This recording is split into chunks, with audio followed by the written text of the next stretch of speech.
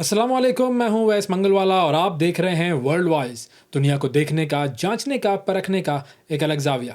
सबसे पहले नजर डालते हैं आज की टॉप स्टोरीज पर। दलाई लामा का ऐलान, इंतकाल के बाद नए जन्म में जानशीन जरूर आएगा। अमेरिका और ईरान के दरमियान जौहरी मुज़ाकरात अगले हफ्ते ओस्लो में होने का इम्कान। बरतानिया में पनाहगुज़ीनों की तादाद में इजाफा, लोग इंग्लिश चैनल क्रॉस करके बरतानिया पहुंचने लगे। ज़ोहरान ममदानी न्यूयॉर्क के मेयर बनने के लिए तैयार। और कनाडा में भारतीय मुदाखलत, कैनेडियन इंटेलिजेंस की रिपोर्ट। टॉप स्टोरीज आपने देखी नाजरीन। अब बात करते हैं सबसे पहली और सबसे इंटरेस्टिंग ख़बर की, सबसे बड़ी ख़बर की। और इस ख़बर के लिए हम आपको लेकर चलते हैं तिब्बत की तरफ। जी, तिब्बती बुद्ध मत जो है उसके रूहानी पेशवा हैं दलाई लामा। दलाई लामा को हम सब जानते हैं, बड़ी मशहूर शख्सियत हैं दलाई लामा। और दलाई लामा साहब जो हैं वो आज अपनी 90वीं सालगिरह मना रहे हैं। 90 साल के हो गए हैं दलाई लामा। और इस मौके पर उन्होंने एक ऐलान किया है और वो ऐलान ये है कि उनकी मौत के बाद उनका दोबारा जन्म होगा और वो अपने जानशीन के रूप में दोबारा सामने आएंगे। और उनकी जो पहचान है वो सिर्फ़ और सिर्फ उनका जो एक दफ्तर है, यानी कि जो उनकी जो एडमिनिस्ट्रेशन के जो लोग हैं वही लोग कर सकेंगे। अब ये पूरा मामला क्या है, इस हवाले से आइए एक रिपोर्ट देखते हैं। तिब्बती बुद्ध मत के रूहानी पेशवा दलाई लामा का यौम पैदाइश भारतीय रियासत हिमाचल प्रदेश में जन्मदिन की तकरीबात का इनेकाद। बुद्ध मत के रूहानी पेशवा दलाई लामा ने अपने इंतकाल और नए जन्म से मुतालिक ऐलान कर दिया। ऐलान के मुताबिक उनके इंतकाल के बाद नए जन्म में उनका जानशीन जरूर आएगा और सिर्फ दलाई लामा का दफ्तर ही उनके अगले जन्म की शनाख्त का मिजाज होगा। दलाई लामा ने ये पैगाम भारतीय शहर धर्मशाला में एक मजहबी इज्तिमा में शरीक मजहबी रहनुमाओं को मुखातिब करते हुए दिया। तिब्बती बुद्ध मत के अकायद के मुताबिक आम इंसानों के बरक्स दलाई लामा इस बात पर कादिर होता है कि वो अपने नए जन्म की जगह और वक्त का तयन करे। दलाई लामा ने वाज़ेह किया है कि उनका अगला जन्म चीन के बजाय आज़ाद दुनिया में होगा और दुनिया भर के तिब्बती बुद्ध मत के पैरोकारों पर जोर दिया कि वो चीन की तरफ से नामजद किसी भी उम्मीदवार को तस्लीम न करें। ताहम चीनी कम्युनिस्ट पार्टी का दावा है कि उसे दलाई लामा के जन्म का तयन करने का हक हासिल है, जिसके बाद भारतीय अक़लियती उमूर के वजीर किरेन रिजिजू, जो खुद भी बुद्ध मत से ताल्लुक रखते हैं, इस मामले में कूद पड़े। उनका कहना था कि सिर्फ दलाई लामा और उनके कायम करदा तंजीम को ही तिब्बती बुद्ध मत के रूहानी पेशवा के जानशीन की शनाख्त का इख्तियार हासिल है। उनका ये बयान वाज़ेह तौर पर चीन के इख्तियार की तरदीद है, जिस पर चीन ने भारत को खबरदार करते हुए कहा है कि वो अपने अल्फाज और अमल में मोहतात रहें ताकि दो तरफा ताल्लुकात की बेहतरी पर मनफी असर न पड़े। दलाई लामा ने 1959 में चीनी हुकूमत के खिलाफ नाकाम बगावत के बाद भारत में पनाह ले ली थी। रिपोर्ट आपने देखी नाजरीन। आगे बढ़ते हैं और आपको लेकर जाते हैं अमेरिका की तरफ, जिसके हवाले से ऐलान हुआ है कि अगर अमेरिका ने अपनी इमदाद जो कि वो बहुत सारे गरीब ममालिक को देता है वो बंद कर दी। यूएस एड के हवाले से बुनियादी तौर पर यह बात हो रही है। अगर अमेरिका ने ये इमदाद जो है वो बंद कर दी, यूएस एड ने मुकम्मल तौर पर अपना काम बंद कर दिया, तो दुनिया में 1 करोड़ और 40 लाख अफराद ऐसे हैं जो कि अपनी जान से जा सकते हैं। और ये वो लोग हैं जो कि बहुत ज़्यादा कमज़ोर तबके से ताल्लुक़ रखते हैं, बहुत ज़्यादा गुर्बत का शिकार हैं ये लोग। तो अब इस हवाले से ये जो रिपोर्ट आई है ये बेसिकली एक तिब्बी जरीदा है जिसका नाम है द लैंसेट। बहुत मशहूर मेडिकल जरीदा है ये। और इसमें ये एक रिपोर्ट शाया की गई है और बुनियादी तौर पर उन्होंने जो रिपोर्ट में इंकिशाफ किया है उसमें उन्होंने ये कहा है कि ये जो 1 करोड़ 40 लाख लोग 2030 तक इंतकाल कर जाएंगे इस इमदाद के ना होने की वजह से, उसमें से 1/3 तादाद जो है, 1/3 जो है वो बच्चे होंगे। डिटेल्स आपको देते हैं जी। द लैंसेट में बेसिकली ये रिपोर्ट शाया हुई है और उन्होंने 133 ममालिक का जो डेटा है वो कलेक्ट किया, उनके ऊपर रिसर्च की और उस हवाले से उन्होंने कहा कि जी 2001 से लेके 2021 तक यूएस एड की शक्ल में जो दुनिया में इमदादी काम वगैरह हुए हैं उन कामों की वजह से जो तरक्की पजीर ममालिक हैं उनमें तकरीबन 9 करोड़ 10 लाख अफराद ऐसे हैं जो कि मरने से बचे हैं। फिर इसी डेटा की बुनियाद पर उन्होंने ये प्रिडिक्शन भी की है कि अगर अमेरिका ने जो ऐलान किया है कि 83% जो है वो हम अपना ये जो स्पेंडिंग वाला जो बजट है, जो इमदाद का जो बजट है वो कम कर देंगे, अगर ये इम्प्लीमेंट कर लिया गया मुकम्मल तौर पर तो फिर 2030 तक 1 करोड़ 40 लाख से ज़ायद अफराद की मौत हो सकती है और उसमें से 45 लाख ऐसे लोग होंगे जो कि 5 साल से जिनकी उम्र कम होगी, यानी 5 साल से कम उम्र बच्चे होंगे इसमें से 45 लाख। यानी कि अगर 2030 तक का हम एक अंदाज़ा लगाएं तो हर साल तकरीबन 7 लाख बच्चों की मौत होगी।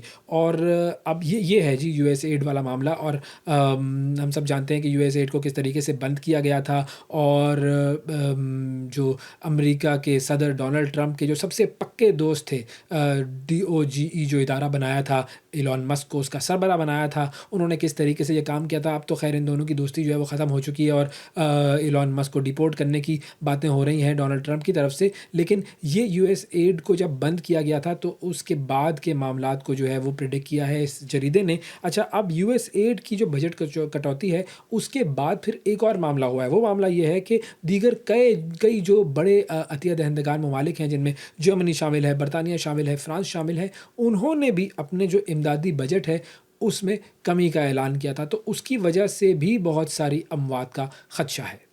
अगली खबर की तरफ बढ़ते हैं। बड़ी अहम खबर है और ये खबर है जी अमेरिका और ईरान के जौहरी मुज़ाकरात के हवाले से। हम सब जानते हैं कि जौहरी मुज़ाकरात चल रहे थे, लेकिन फिर जो है वो इज़राइल और ईरान की जंग शुरू हो गई, तो इसीलिए ये मुज़ाकरात रुक गए। अब ख़बर ये सामने आई है कि ओस्लो में अगले हफ्ते अमेरिका और ईरान जो है वो फिर साथ मिलकर बैठेंगे और जौहरी मामलात पर बातचीत होगी, मुज़ाकरात का आगाज़ होगा। वाइट हाउस के जो एलची हैं स्टीव विटकॉफ और ईरान के जो वज़ीर ख़ारजा हैं अब्बास इराक़ची, उन दोनों की मुलाकात का भी इम्कान है, लेकिन अभी तक इस मुलाकात के हवाले से कोई मज़ीद तफसील सामने नहीं आई है। लेकिन ये बड़ी इंपॉर्टेंट बात है कि अगर ये मुलाकात होती है और अगर दोबारा से ये ओस्लो में मामलात शुरू होते हैं, मुज़ाकरात की टेबल पर दोनों ममालिक बैठते हैं, तो फिर ये वाशिंगटन और तेहरान के दरमियान जौहरी मामलात पर डायरेक्ट बैठक जो है ये पहली मर्तबा होगी। और जंग जो हुई थी ईरान इसराइल की, उसके बाद भी ये दोनों ममालिक जो हैं वो पहली मर्तबा जो हैं वो एक दूसरे के आमने सामने बैठेंगे। और विटकॉफ और इराक़ची जो हैं उनके हवाले से ख़बर ये भी सामने आई है कि इज़राइल और ईरान की जब जंग हो रही थी तो ये मुसलसल एक दूसरे से राब्ते में थे, इनका राब्ता कायम था। और अब देखते हैं कि ये जो राब्ता है ये आगे आने वाले दिनों में क्या गुल खिलाता है।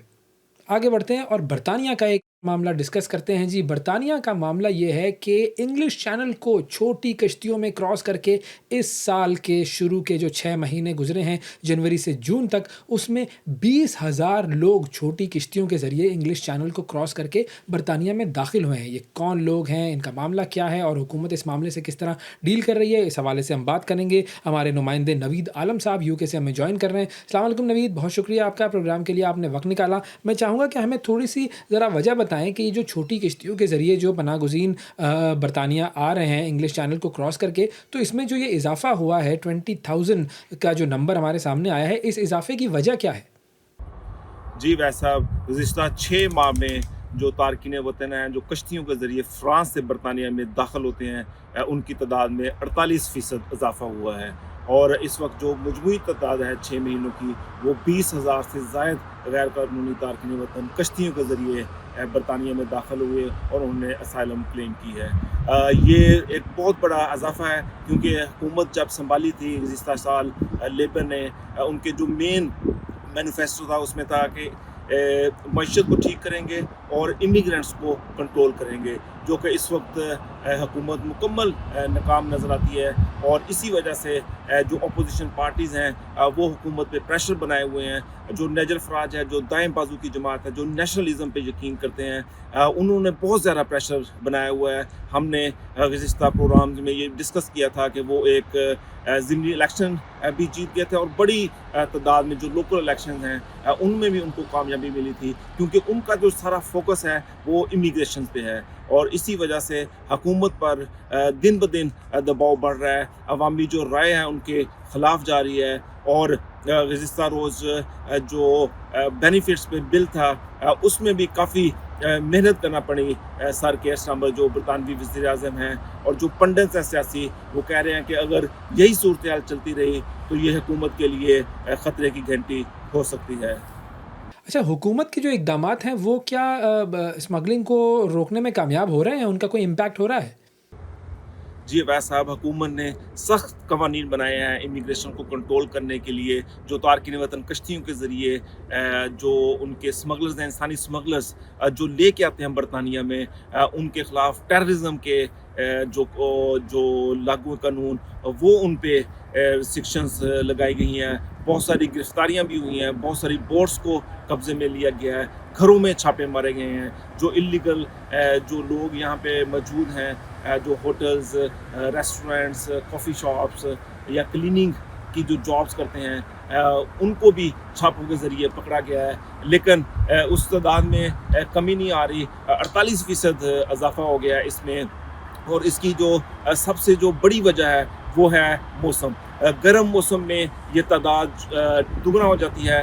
फॉर एग्ज़ाम्पल, हमने सर्दियों में अगर हम देखें तो सर्दियों में अगर कोई कश्तियाँ हफ़्ते में 3 दिन आती हैं तो उनमें 100 या 150 बंदे होते हैं। लेकिन जो ही सूरज निकलता है, थोड़ी-सी यहाँ पे गर्मी आती है तो ये तादाद 1000 तक भी पहुँच जाती है। एक दिन में 1000 लोग कश्तियों के ज़रिए फ़्रांस से बरतानिया में दाखिल होते हैं। और इसका मतलब ये है कि जो कानून तो सख्त बना दिए गए हैं, लेकिन या तो उन पर अमल दरामद नहीं हो पा रहा, या जो तारकीन वतन हैं उन्होंने नए तरीके ढूंढ लिए हैं, और इंसानी स्मगलर्स जो हैं वो उन तरीक़ों को और वो बोट्स को तेज़ बोट्स को यूज़ करना उन्होंने शुरू कर दिया है। और वो वहाँ पे बोट्स को लेके आते हैं जहाँ पे जो बरतानवी इमिग्रेशन के अदारे हैं उनको इंफॉर्मेशन नहीं होती। तो अब इस मसले के हल के लिए हुकूमती इकदामात क्या हैं? जो बरतानवी हुकूमत का इस वक्त जो फ़ोकस है वो बैनुल-अक़वामी फ़ोकस यही है कि किसी तरीके से जो पहले अपनी मईशत को ठीक किया जाए और उसके बाद ऐसे मुआहदे किए जाए कि जिससे हम मज़ीद गैर कानूनी तारकीन वतन को वापस भेज सकें। लेकिन दूसरी तरफ हम अगर देखें तो जिस तरह यूएसएड ने अपना प्रोग्राम बंद किया है, इस तरह यूके एड भी एक प्रोग्राम होता था जो पूरी दुनिया में स्कॉलरशिप और वेलफेयर के काम के लिए जो लोकल कम्युनिटीज़ के साथ मिलकर काम करता था अफ्रीका में, सऊदी अरबिया में, गरीब ममालिक में। उसमें भी बहुत बड़ा कट लगा है, जिसकी वजह से जो मुआशी सूरत हाल है जो दूसरे ममालिक की भी, वो भी ठीक नहीं है। और इसी वजह से अब जो एक्शंस हैं वो कम हैं और जो वादे हैं वो ज़्यादा हैं। जी, बहुत शुक्रिया अदा करेंगे। नवीद आलम साहब हमारे साथ मौजूद थे और बात हो रही थी कि साल के शुरू के 6 महीनों में 20,000 से ज़ायद लोग छोटी किश्तियों में इंग्लिश चैनल को क्रॉस करके बरतानिया पहुँचे हैं पनाहगज़ीनों के तौर पर। आपको लेकर चलते हैं न्यूयॉर्क की तरफ, जहाँ पर न्यूयॉर्क के मेयर की जो इंतखाबी मुहिम है उसमें एक शख्स ने तहलका मचाया हुआ है। ये शख्स अगर न्यूयॉर्क का मेयर मुंतखब हो गया तो पहला ब्राउन शख्स, पहला मुसलमान शख्स होगा जो कि न्यूयॉर्क का मेयर बनेगा। ज़ोहरान ममदानी इनका नाम है और ज़ोहरान ममदानी जो है वो इस वक्त मकबूलियत के नए रिकॉर्ड्स कायम कर रहे हैं, और जो प्राइमरी जो मरहला था इन इलेक्शंस का उसमें उन्होंने बड़ी ज़बरदस्त कामयाबी हासिल की है। अब इनकी जो मकबूलियत है वो क्यों इतनी ज़्यादा है और डोनाल्ड ट्रंप को इनसे किस किस्म के इख्तलाफात हैं, इस हवाले से हम बात करते हैं। मदीहा मसूद साहिबा हमें ज्वाइन कर रही हैं, अमेरिका से जर्नलिस्ट हैं, उनसे बात करते हैं। अस्सलाम वालेकुम मदीहा। वालेकुम सलाम, thank you so much. Madiha, बहुत शुक्रिया आपका प्रोग्राम के लिए आपने वक्त निकाला। सबसे पहले मैं ये चाहूँगा कि आप हमारे नाजरीन को ज़रा ये समझाएं कि ये जो न्यूयॉर्क के मेयर का जो इंतखाब होता है वो किस तरह होता है, क्या क्या मरहले होते हैं इसके? अच्छा, बड़ा मैं बेसिक और आसान लफ्ज़ों में समझाऊँगी कि एवरी 4 ईयर मेयर जो है वो चेंज होता है, लाइक 4 साल का टेन्योर होता है हर मेयर के पास, अब अपने अवाम को सर्व करने के लिए। अब इसका एक ईज़ी कुलिया ये है कि जो कैंडिडेट जीत से हमकिनार होगा, उसको 50% जो अवामी वोट हैं, वो उसके पास होने चाहिए।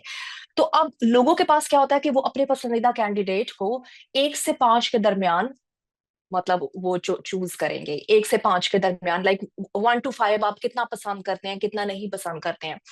फिर ऑटोमैटिकली कि जो भी नंबर 50%, ऑफ कोर्स अगर कैंडिडेट ज्यादा हैं तो 50% तो टच करना या उससे अबव जाना एक बहुत एक्सेप्शनल बात होगी।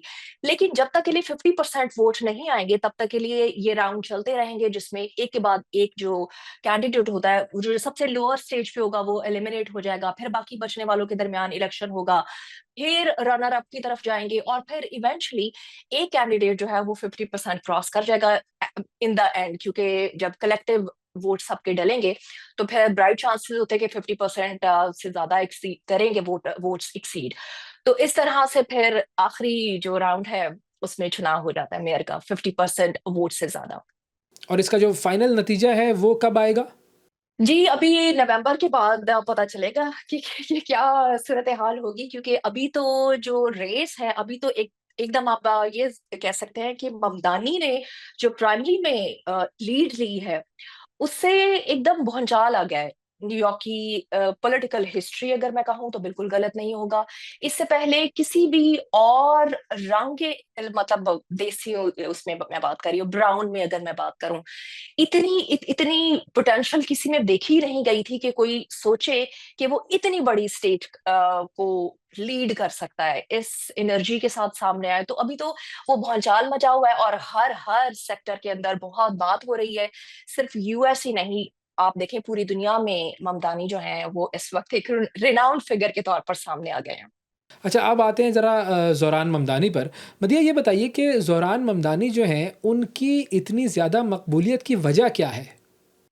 अच्छा, एक तो बड़ी इंटरेस्टिंग बात यह है कि ये एक बड़ा अच्छा लेसन होगा इनकी कैंपेन को अगर गो थ्रू किया जाए। किसी भी पॉलिटिकल पार्टी या कोई भी पॉलिटिकल कैंडिडेट हो, उनके लिए ये केस स्टडी के तौर पे इनकी कैंपेन बड़ी ही मेगा हिट रहेगी। उसका रीजन ये है कि ये नौजवानों, सीधे साधे और अवामी मसाइल पर बात करते हैं। अब आप देखें, इन्होंने कहा है कि ये 2 लाख अफोर्डेबल यूनिट बनाएंगे न्यूयॉर्क में। अब ये बहुत सारे लोगों को, ये बहुत लंबी एक डिबेट है, बहुत लोगों को ये अट्रैक्ट करेगी ये चीज। और सेकेंडली फिर ये कहते हैं अवामी ग्रोसरी स्टोर बनाएंगे, और उसके बाद जी जो बसेस चलेंगी पूरे शहर के अंदर वो फ्री होंगी। ट्रांसपोर्टेशन अगर सस्ती हो जाएगी, आपको ग्रोसरी अगर सस्ती मिलने लगेगी, और आपकी रिहाइश जो कि न्यूयॉर्क में बहुत बहुत बहुत खतरनाक महंगी है, लोगों को डबल जॉब करना पड़ता है वहां सस्टेन करने के लिए, अगर ये इतनी बड़ी आसानी हो जाएगी तो लोग क्यों नहीं ये चेंज चाहेंगे। और यही सारा चेंज तो उनके पीछे चला आ रहा है, उनकी कैंपेन, उनके स्लोगन सब गरीब आवाम, जैसे पाकिस्तान से अगर रिलेट करें, रोटी कपड़ा मकान और फिर यूथ, ये उनके साथ है। कॉलेज के तलबा उनके साथ हैं, जनरेशन डी जिसका बहुत शोर और जिसे लोग बहुत बात करते हैं, वो सारा इनकी तरफ अट्रैक्टेड है और इनकी कैंपेन में उन लोगों का बहुत बड़ा किरदार है। तो ये जो सारे वादे उन्होंने किए हैं न्यूयॉर्क के लिए, मतलब ट्रांसपोर्ट सस्ती कर देना, फूड कॉस्ट, ग्रोसरीज़ की कॉस्ट को कम कर देना वगैरह वगैरह, तो ये सारे जो वादे हैं ये प्रैक्टिकली क्या पॉसिबल हैं? हाँ, अगर मैं कट शॉर्ट बताऊं और अगर हम इस बात को ज्यादा फैलाएं नहीं तो हाँ, ये पॉसिबल है। क्योंकि देखिए, अमेरिका में कोई भी कानून लागू होता है और कोई भी फैसला किया जाता है अमेरिकी अवाम के लिए, तो वो हमेशा सेनेट और हाउस से होकर गुजरता है। तो फिर जाहिर सी बात है, अगर आप अवामी मसाइल के लिए बात करेंगे और अवामी तरजीहात की बात कर रहे हैं, तो व्हाई नॉट, फिर ये कानून बन भी सकता है। अगर हुकूमत साथ दे, सेनेट साथ दे, तो इन तमाम वादों पर इम्प्लीमेंटेशन हो सकता है। कोई ऐसा नहीं लगता कि कोई बड़ी बात है।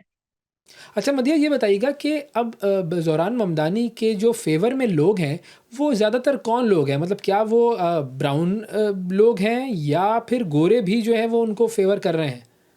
देखिए, इनको हमने ये आपने बड़ा मुश्किल सवाल किया। देखिए, यूथ इनके साथ रंगो नस्ल से बालातर इनके साथ है।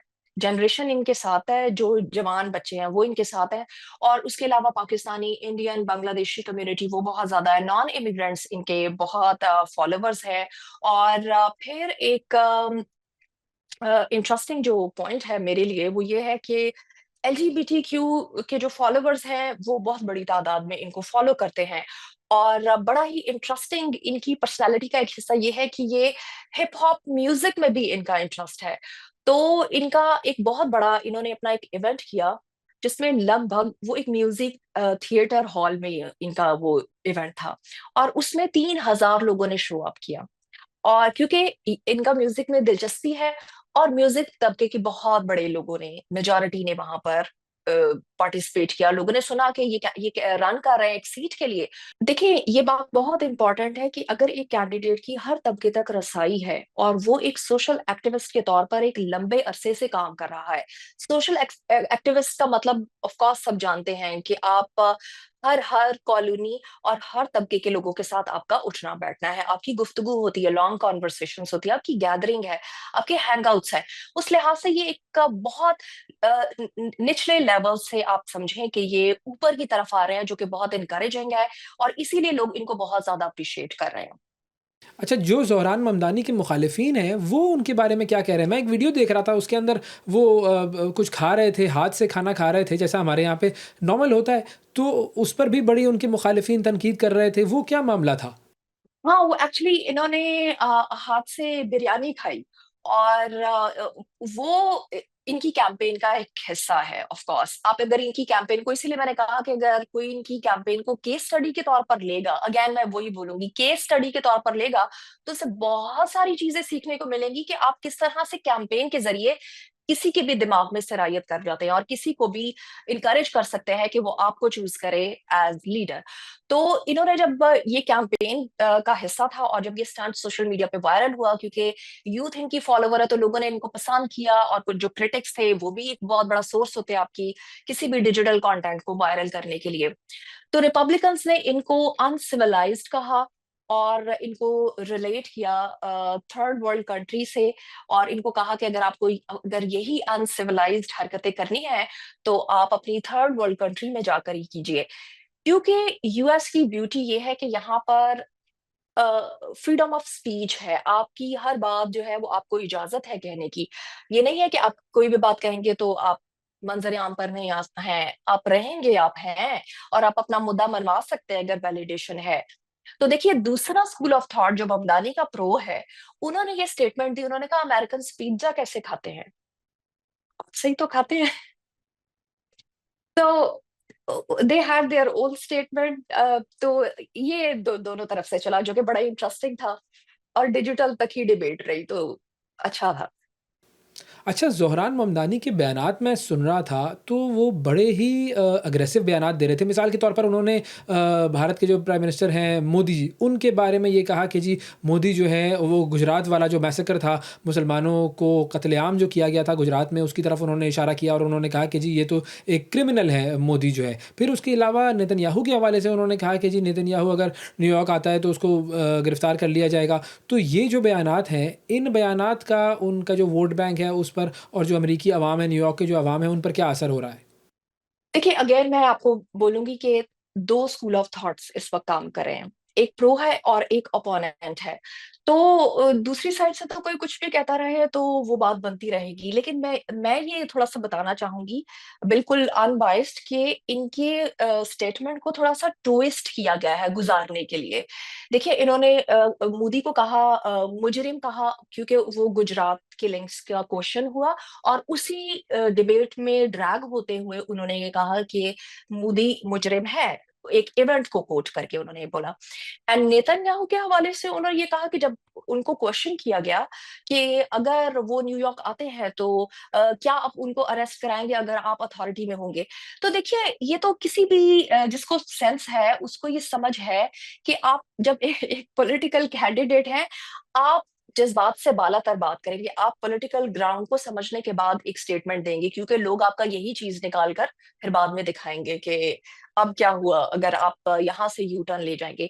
तो ये उनकी बात को स्लाइटर सा ट्विस्ट करके बताया। उन्होंने ये कहा कि गिरफ्तार किया जाए, अगर वो आते हैं तो गिरफ्तार किया जाए, और किया जाएगा तो पूरी अथॉरिटी, पूरी वहां के जो लोग हैं वो ही डिसाइड करेंगे ना। सो एक उन्होंने बड़े एक आप कह लें कि लॉन्ग रन पर उन्होंने एक बॉल उछाला और फिर रेस्ट इज हिस्ट्री। लोगों ने जिसको जैसा समझ आया, लोगों ने वैसे वैसे उसको हेडलाइंस बनाई, क्योंकि इस वक्त बहुत ज्यादा पॉलिटिकल कैंपेन पूरी पीक पर चढ़ रही है, तो हर हर पॉइंट बिक रहा है।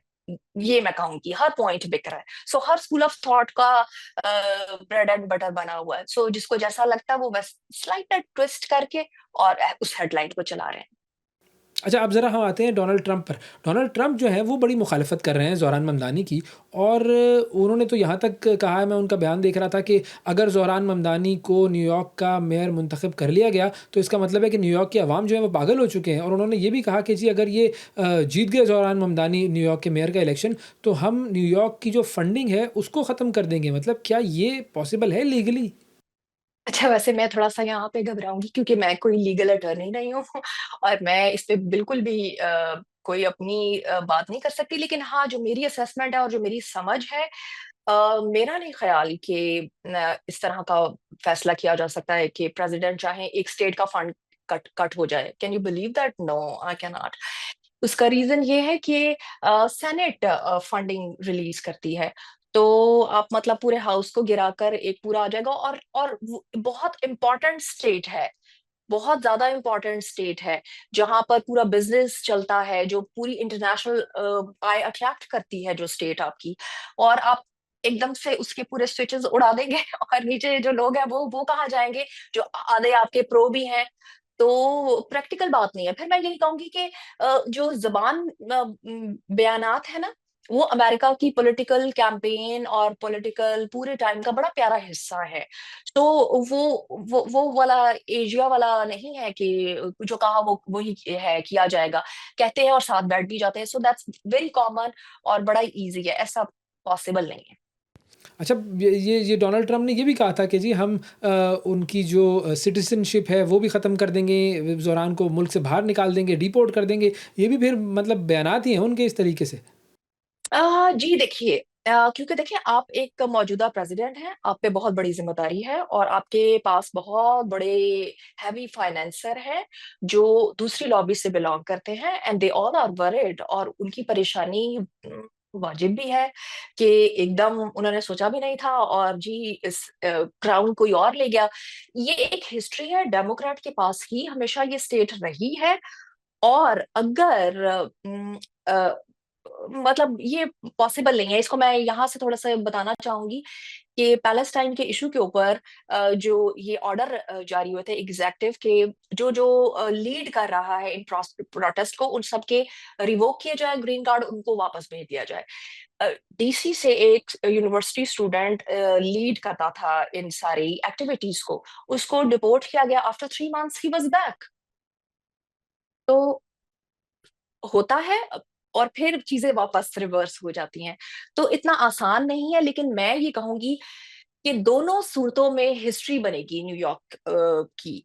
इस तरह से कि अगर ममदानी बनते हैं तो पहली बार एक ब्राउन कलर मुस्लिम लीडर सामने आएगा, जो कि सिर्फ न्यूयॉर्क तक नहीं, पहली बार ऐसा है कि कैंडिडेट ने पूरी दुनिया में शोर मचाया, और ये प्रेज़िडेंट नहीं है, ये मेयर है, लेकिन हाइप लेवल वहां तक चला गया है। और फिर आप देखें कि इनके सोशल मीडिया कैंपेन के थ्रू ये 4.1 मिलियन क्रॉस कर रहे हैं टिकटॉक और इंस्टाग्राम पे, विच इज एक्सेप्शनल। वो जीते या हारे, लोग उनके दीवाने हैं और लोग उनको पसंद करते हैं। और अगर खुदा ना खास्ता अगर वो हार जाते हैं, तो जो रिपब्लिकन साइड है वो लीड पर अगर आती है, तो फिर हिस्ट्री बन गई कि पहली बार एक रिपब्लिकन्स जो कमांड लेंगे, फिर एक एक स्ट्रेंज सूरत हाल होगी, क्योंकि लोगों को रफ और टफ और इजी लाइफ जीने की आदत है, और रिपब्लिकन्स के रूल्स और उनकी आइडियोलॉजी जरा जरा नहीं, बहुत स्ट्रिक्ट है। तो दोनों हालतों में तारीख रकम होगी, देखते हैं कि आसान वाली या मुश्किल वाली। बहुत शुक्रिया अदा करेंगे, मदीहा मसूद साहिबा हमारे साथ मौजूद थी और बात हो रही थी न्यूयॉर्क के मेयर के इंतखाब की और ज़ोहरान ममदानी की पॉपुलैरिटी की। अब आपको लेकर चलते हैं हम कनाडा की तरफ, जहां पर कनाडा की जो इंटेलिजेंस है उसने एक रिपोर्ट जारी की है, और इस रिपोर्ट में साफ तौर पर यह कह दिया गया है कि कनाडा की पॉलिटिक्स में और कनाडा के माशरे में इंडियन इन्फ्लुएंस जो है वो बढ़ता जा रहा है, इंडियन इंटरफेरेंस जो है वो बढ़ती जा रही है। यानी कि भारत जो है वो अब कनाडा के मामलात में इंटरफेयर कर रहा है और कनाडा की खुद मुख्तारी के लिए एक बहुत बड़ा चैलेंज है। इसी हवाले से हम बात करते हैं। हमारे साथ मौजूद हैं कनाडा में मुकीम सीनियर सहाफ़ी जनाब तारिक कियानी साहब। अस्सलाम वालेकुम तारिक साहब। वालेकुम अस्सलाम। Thank you so much, Awais. अस्सलाम वालेकुम। तारिक साहब, बहुत शुक्रिया आपका प्रोग्राम के लिए, आपने वक़्त निकाला। सबसे पहले मैं ये जानना चाहूँगा कि अब ये जो रिपोर्ट सामने आई है कैनेडियन इंटेलिजेंसेस की, जिसमें उन्होंने कहा है कि भारत जो है वो कनाडा में इंटरफेयर कर रहा है, तो ये इंटरफेरेंस जो है ये किस तरह की है? किस-किस लेवल पर है? थोड़ा-सा अगर आप हमारे नाज़रीन के लिए बता सकें, आप काफ़ी अरसे से कनाडा में मुक़ीम हैं। यहाँ पे एक तो thank you so much for having me. मेरे लिए बड़ी इम्पोर्टेंट है कि आप के साथ आज बात हो रही है, और मौजू भी ऐसा है कि जिस पे हमने काफ़ी ज़्यादा इस पे बातचीत पहले भी की है, इस पे काम भी करते हैं। देखिए, इंडिया के लिए ना कुछ काफ़ी अरसे से, बल्कि कहना चाहिए कुछ सालों से, जब से ये मोदी साहब की ये थर्ड टर्म ख़ास तौर पे शुरू हुई है, उन्होंने कुछ ज़्यादा एग्रेसिव अप्रोच करनी शुरू कर दी है। बाहर की दुनिया में ख़ास तौर पे उनकी जो इंटेलिजेंस एजेंसीज़ के कुछ कारनामे हैं, जिनमें आपने देखा ही है, गुरप्रतवंत सिंह पन्नू साहब के ऊपर जो कातलाना कोशिश की गई, उसके बाद हरदीप सिंह निज्जर साहब का जैसे कत्ल हुआ। तो ये एक कनाडा के लिए ख़ास तौर पे it was a brand new thing कि कनाडा इसके लिए पहले इस तरह का कभी नहीं हुआ था कि कनाडा के अंदर किसी एजेंसी ने इतना ओपनली काम किया हो। और फिर ये है कि उसके सारे डॉट्स भी मिल गए, और यहाँ तक आपको याद ही होगा कि जिस तरह से कनाडा ने अपनी तारीख में पहली दफ़ा किसी कंट्री के डिप्लोमैट्स को यहाँ से चले जाने का कहा, और उससे पहले उन्होंने उनसे ये रिक्वेस्ट की थी कि आप अपनी जो इम्यूनिटी है, आपकी जो एक डिप्लोमैटिक इम्यूनिटी है, इसको आप ख़त्म करें, क्योंकि हम आपसे सवाल करना चाहते हैं। क्योंकि बड़े क्लैरिफिकेशन के साथ, बड़े क्लियर इनके साथ इंडिकेशंस थे कि इनकी जो कॉन्सुलेट हैं और जो हाई कमिश्नर हैं, ये इस तरह की एक्टिविटीज के अंदर इन्वॉल्व थे।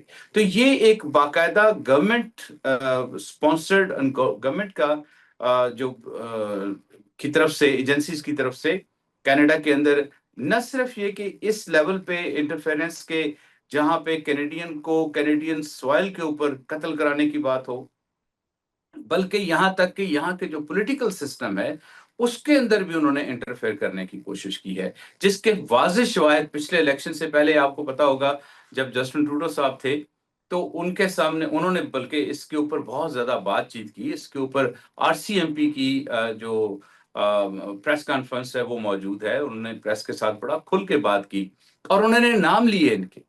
उन्होंने यहाँ तक बताया, वैसा अब आपके लिए बड़ी अजीब सी बात होगी, और आपके व्यूअर्स के लिए खास तौर पे, कि यहाँ तक बताया गया कि जो घरों पे फायरिंग तक कराने में इनके कॉन्सुलेट इन्वॉल्व थे। तो यहाँ तक कि यहाँ पे लोगों के को वो जो जैसे पाकिस्तान में आप सुनते थे ना एक भत्ते का रवाज, तो वो भत्ते की पर्चियां और उनके ऊपर घरों पे अटैक करवाने तक ये लोग इन्वॉल्व थे। और खास तौर पे उसमें एक चीज का जिक्र किया गया कि ये यहाँ की इंफॉर्मेशन कैसे इकट्ठी करते थे।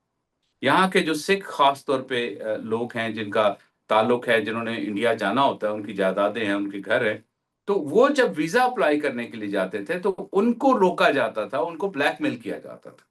तो उनसे इंफॉर्मेशन लेके कैनेडियंस की, और फिर उनके ऊपर अटैक कराए जाते थे, उनको रैंसम के लिए, इवन यहाँ तक कि किडनैप करने की कोशिश भी उन्होंने करवाई है।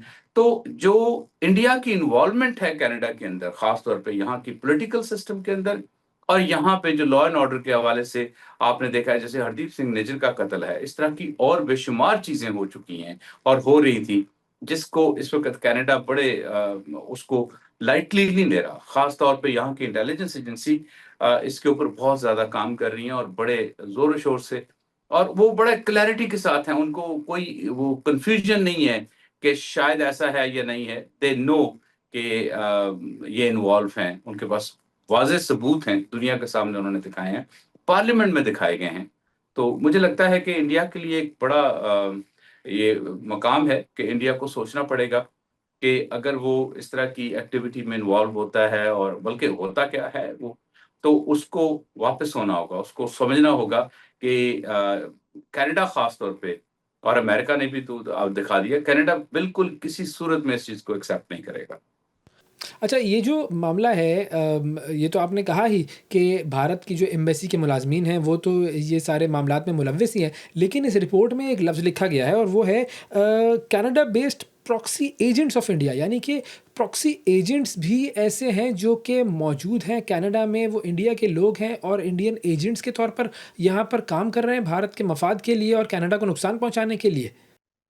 अब बड़ा ही जबरदस्त आपका क्वेश्चन है। यहाँ तक कि मैं आपको, बल्कि नाम अगर आपको चाहिए ना तो आप वो भी ले सकते हैं। आप पिछला जो फेडरल इलेक्शन था हमारा, उसमें आप देखिए कि जो कंजर्वेटिव पार्टी है हमारी, उन्होंने कितने कैंडिडेट्स की कैंडिडेसी खत्म की, खास तौर पे इस बेस के ऊपर कि वो इनकी तरफ से स्पॉन्सर्ड थे या इनकी तरफ से इन्फ्लुएंस थे।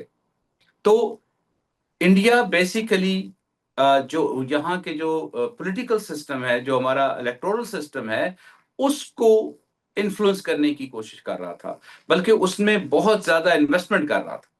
तो ये जो चीज है, पॉलिटिकल इंटरफेरेंस, खास तौर पे यहाँ के हमारे पॉलिटिकल सिस्टम के अंदर, ये बहुत ज्यादा खतरनाक समझी गई। और इसको बड़ा टाइमली, न सिर्फ ये कि उस वक्त की गवर्नमेंट ने इसको उठाया, बल्कि उन्होंने उसको रोकने के लिए, इसी वजह से जो कंजर्वेटिव पार्टी है, उनके बहुत सारे लीडर्स को, बहुत सारे जो उनके कैंडिडेट थे, उनको उनकी कैंडिडेसी वापस लेनी पड़ी। तो ये वो नाम सारे वो हैं कि जिनके तो सबूत मौजूद थे कि इनके ऊपर इंडिया इन्वेस्टमेंट कर रहा है, या इंडिया का जो पैसा लगा हुआ है, या इंडियन, खास तौर पे जो इनके यहाँ पे इन्फ्लुएंस एजेंट्स हैं। देखिए, रॉ की मैं आपको एक और बात बता दूं बड़े क्लैरिटी के साथ, कि मैं समझता हूं कि दुबई के बाद इंडिया और दुबई के बाद सबसे बड़ी जो कंसंट्रेशन है रॉ की, वो यहाँ पे है बीसी के अंदर और कनाडा के अंदर। उनके उसकी वजह ये है कि जो खालिस्तान की मूवमेंट है, उसके बहुत बड़े लीडर्स बहुत ज्यादा तादाद में यहाँ पे मौजूद हैं, और यहाँ से उसका काफी ज्यादा, कनाडा से बहुत ज्यादा उसकी सपोर्ट होती है, कनाडा और अमेरिका से। तो उस वजह से भी और अदरवाइज भी इंडिया जो है यहाँ इन्फ्लुएंस लेने के लिए, उनके बहुत सारे रॉ के एजेंट्स हैं यहाँ पे। रॉ के अलावा उनकी आरएसएस है, उनका आपको पता है ना कि एक उनका इंटरनेशनल यूनिट है आरएसएस का, वो यहाँ पे बहुत बड़े पैमाने पे एक्टिव है। वो इस तरह की चीजों के अंदर काम करता है, और ये सारे के सारे वहां से बीजेपी और रॉ के इशारों के ऊपर काम करते हैं। उनसे, उनकी तरफ से बताया जाता है कि कौन सी पार्टी और कौन से कैंडिडेट को आपने सपोर्ट करना है। यहां तक इंटरफेरेंस है कि उनके नाम और उनकी कैंपेन तक रन करने के लिए उनको वहां से हुक्म आते हैं। तो ये बहुत खतरनाक चीज है, क्योंकि कनाडा एक छोटा मुल्क है पॉपुलेशन के हवाले से। तो यहाँ पे अगर आप 40-50 के करीब या 30 के करीब अगर एमपीस आप इन्फ्लुएंस कर लेते हैं, तो that is more than enough to, जो आपका एजेंडा है उसको प्रमोट करने के लिए, या जो कुछ आप करना चाहते हैं उसको अचीव करने के लिए। तो ये कनाडा के अंदर इस वक्त वाइड स्प्रेड जो मेन स्ट्रीम कम्युनिटी है, या कम्युनिटीज हैं जो लोग इलेक्टोरल सिस्टम को समझते हैं, उनके अंदर बहुत ज्यादा इसके बारे में तशवीश है, बहुत ज्यादा इसके ऊपर बात भी हो रही है, और government and agencies are very very serious. तो अब कनाडा की जो हुकूमत है, वो इस पूरे मामले से किस तरह डील कर रही है? किस तरीके से ये सारा मामला काउंटर किया जा रहा है? देखिए, जितना ओपनली इंडिया का नाम लिया जा रहा है ना, मैं समझता हूं कि ये भी एक काउंटर करने की एक स्ट्रेटेजी है। ये बहुत बड़ी बात है। अब वो लोग काफी हद तक मार्जिनलाइज होते जा रहे हैं, कि जिनके ज़ाहिर है जब उनके नाम आते हैं, और उनकी जब हमें नजर आती है एफिलिएशन कि किन लोगों के साथ है, कौन से लोग उनको सपोर्ट कर रहे हैं, कौन से मंदिर, कौन से, मैं नाम इसलिए नहीं ले रहा हूं कि मंदिर स्पेसिफिकली, मगर ये कि कुछ ऑर्गेनाइजेशंस हैं जो इंडिया के लिए काम करती हैं, कुछ मंदिरों से भी बहुत सारा इनका ताल्लुक जुड़ता है। कुछ आरएसएस के जो लोग हैं, उनका यहाँ पे बड़े नोन लोग हैं। तो उनकी जब एफिलिएशंस हम देखते हैं, तो उनको बड़ा ओपनली टारगेट किया जा रहा है। यहाँ की मीडिया भी उसके ऊपर बात कर रहा है, यहाँ की सिविल सोसाइटीज, यहाँ की इनफैक्ट सबसे ज्यादा जहाँ पे तशवीश है और जहाँ पे बात हो रही है, वो पॉलिटिकल पार्टीज के अंदर बहुत ज्यादा बात हो रही है। और वो इस वक्त कंजर्वेटिव पार्टी की मैं आपको बात बता सकता हूं कि उनके लिए एक सबसे बड़ा चैलेंज ये जो इलेक्शन था, ये इनफैक्ट ये कंजर्वेटिव पार्टी ने 100% जीतना था। इसमें सबसे बड़ा जो उनको इम्पैक्ट हुआ है, वो जो नई गवर्नमेंट बना सके, उसके पीछे सबसे बड़ी वजह ये है कि ये जब ओपन हुई बात और उसके बाद उनको कैंडिडेट वापस करने पड़े, तो उससे साबित हुआ कि जो जस्टिन ट्रूडो ने जिस चीज की तरफ तवज्जो दिलाई थी और कहा था, वो बिल्कुल सही था। कंजर्वेटिव पार्टी के जो लीडर है, उन्होंने आज तक अपनी सिक्योरिटी क्लियरेंस नहीं कराई। उसके ऊपर बड़े सवालात उठते हैं और पार्लियामेंट में उठते हैं, इवन मीडिया में उठते हैं। तो मेरा ख्याल में जिस जो काउंटर करने का सवाल है आपका, वो न सिर्फ ये कि एजेंसीज के लेवल तक, आरसीएमपी के लेवल तक, हुकूमत के लेवल पर, बल्कि मीडिया और सोशल जो सोसाइटी है, हमारी जो सिविल सोसाइटी है, उस हद तक इसके ऊपर बातचीत होती है, हो रही है, और उसमें तशवीश भी है। और मेरा ख्याल है कि Canada will be able to इसको कर लेगा, मुझे लगता है। अच्छा, अब ज़ाहिर है इंडिया का जो अटैक है वो सारा सिख कम्युनिटी की तरफ है। तो सिख कम्युनिटी जो है वो इस रिपोर्ट के आने के बाद वो किस तरह रिएक्ट कर रही है? क्योंकि सिख कम्युनिटी का तो काफ़ी एतराज़ भी था कि G7 में मोदी को ना बुलाया जाए, लेकिन आखिर वक़्त में फिर मोदी को इन्विटेशन दे दिया गया। देखिए सर, सिख कम्युनिटी ने बहुत ज़्यादा पहले तो मैं बात बता दूं कि सिख कम्युनिटी बड़ी इफेक्टिव एंड बड़ी एक्टिव है कैनेडियन पॉलिटिक्स के अंदर, कैनेडियन सोसाइटी के अंदर उनका बड़ा इंपॉर्टेंट रोल है और उनकी बड़ी कंट्रीब्यूशन है इसके अंदर। ये जो गवर्नमेंट चेंज हुई इस वक्त, जो हमारे नए प्राइम मिनिस्टर हैं, इन्होंने आके, चूंकि इनका ताल्लुक उस तरह से सियासत के साथ नहीं था, तो इन्होंने जब नरेंद्र मोदी को दावत दी है G7 की कॉन्फ्रेंस के लिए, तो उसमें बहुत ज्यादा यहाँ पे उनको बैकलैश आया था पार्टी के अंदर से भी। इवन जो पार्टी के अंदर एमपी थे, उन्होंने इस चीज के ऊपर बहुत ज्यादा तशवीश का इजहार किया। पूरी की पूरी जो सिख कम्युनिटी थी, पंजाबी कम्युनिटी, उसके अलावा पाकिस्तानी कम्युनिटी, मुस्लिम कम्युनिटी, और तमाम इवन इंडियन मुस्लिम कम्युनिटी जो थी, जो वहां पे मोदी साहब के जो जराइम हैं उनका जो शिकार थे या उनके जो अफेक्टी थे, उन सब ने ही एक इसके ऊपर तशवीश का इजहार किया था। और मुझे लगता है कि इस दफा जो जो कुछ हुआ है, जो वादे इनफैक्ट मोदी साहब करके उन्होंने यहाँ की इनविटेशन ली थी, मैं बड़ी क्लैरिटी के साथ कह रहा हूँ, और मुझे पता है कि इन्होंने वो वादे किए थे कि हम आपके साथ, आपकी जो लॉ एंड ऑर्डर की जो एजेंसीज हैं उनके साथ कोऑपरेट करेंगे हरदीप सिंह निज्जर के कत्ल के हवाले से। तो मुझे नहीं लगता कि उसके ऊपर उस तरह से वो अमल कर रहे हैं। वो सिर्फ एक टाइम और एक एम्बैरेसमेंट से बचने के लिए उन्होंने किया था। और ये बड़ी एक इसको इस तरह से लिया जा रहा है कि भाई, आपको जब मौका आया तो आप झूठ बोल के आप आ गए हैं। तो ये अब उनका भी एक बहुत बड़ा इम्तिहान है इस वक्त, जो हमारे प्राइम मिनिस्टर हैं, जिन्होंने कौम के सामने कहा था कि जी उन्होंने वादा किया है, उनके लिए भी है। और सिख कम्युनिटी बहरहाल इस वक्त तक इस चीज के ऊपर बहुत ज्यादा तशवीश है कि जिस तरह से, क्योंकि देखिए, इंडिया का और कनाडा का जो प्रॉब्लम है उसको समझें। ये जस्टिन ट्रूडो के साथ जो हुआ था, उसके पीछे रीजन सिर्फ एक थी। इंडिया का कनाडा के साथ और कोई प्रॉब्लम नहीं है, एक प्रॉब्लम था, और प्रॉब्लम ये था कि आप सिखों को यहाँ पे जो मिली हुई है सियासी आजादी आपने दी हुई है, जहां पे वो खालिस्तान की बात करते हैं, जहां पे वो अपने हुकूक की बात करते हैं, आप इनको रोकिए। सबसे बड़ा जो उनके साथ वो चाहते थे मोदी साहब, वो यही मांगते थे उनसे।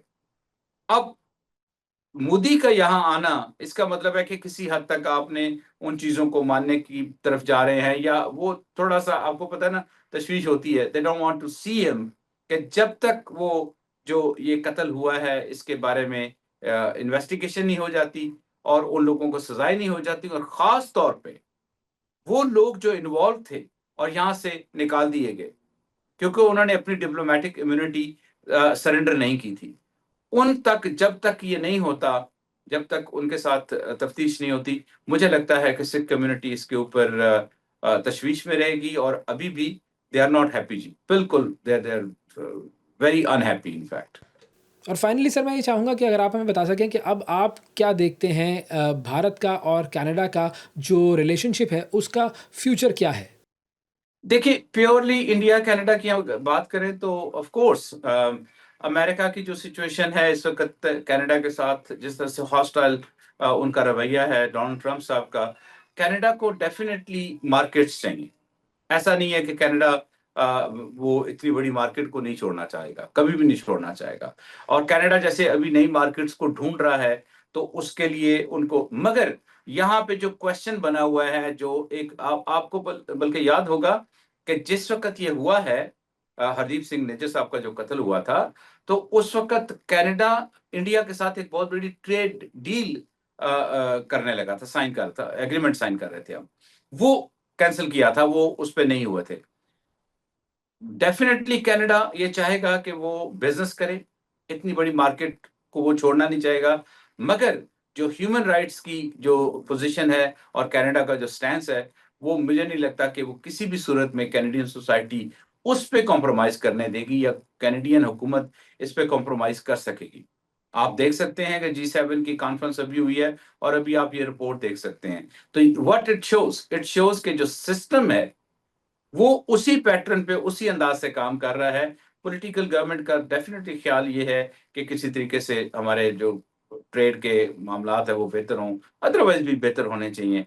मगर ये बहुत बड़ी रेड लाइन है, जिसको इंडिया अगर कोऑपरेट नहीं करता, तो मुझे नहीं लगता कि यहाँ की सोसाइटी इस चीज को एक्सेप्ट करेगी। और यहाँ ऐसा भी नहीं होता कि थोड़ा अरसा गुजर गया है तो चलो अब किसी को भूल गया है सो इसको छोड़ दे, ऐसा नहीं होता। यहाँ पे सोसाइटी इसको डेफिनेटली देखेगी, और किसी सूरत में भी मुझे नहीं लगता कि जब तक इंडिया फुली कोऑपरेट नहीं करता, तब तक मैं नहीं देखता कि कोई इतनी बड़ी डेवलपमेंट आगे हो। मगर जैसे मैंने कहा कि जरूरत बेशक कनाडा की है, मगर अब देखना पड़ेगा कि क्या कनाडा इस बात पे कॉम्प्रोमाइज कर जाता है ह्यूमन राइट्स के ऊपर, जो कि इसकी बेस है, सबसे इंपॉर्टेंट, सबसे स्ट्रॉन्ग इनकी एक जो जिस जिस चीज को हम फख्र करते हैं वो है, उसको छोड़ देते हैं और ट्रेड ले लेते हैं। मुझे नहीं लगता कि कनाडा ऐसे करेगा, मगर ऑफ कोर्स कनाडा चाहेगा जरूर कि उनके साथ तल्लुकात अच्छे हों। मुझे बहुत शुक्रिया अदा करेंगे। तारिक कियानी साहब हमारे साथ मौजूद थे, कनाडा से हमें जॉइन कर रहे थे और बात हो रही थी उस इंटेलिजेंस रिपोर्ट की जिसमें कनाडा की इंटेलिजेंस ने कहा है कि भारत कनाडा के मामलात में इंटरफेयर कर रहा है और भारतीय एजेंट्स का एक नेटवर्क है जो कि कनाडा में मौजूद है। नाज़रीन, आज के प्रोग्राम में इतना ही। आपसे अगले प्रोग्राम में फिर मुलाकात करेंगे। उस वक्त तक के लिए इजाज़त दीजिए। अल्लाह हाफ़िज़।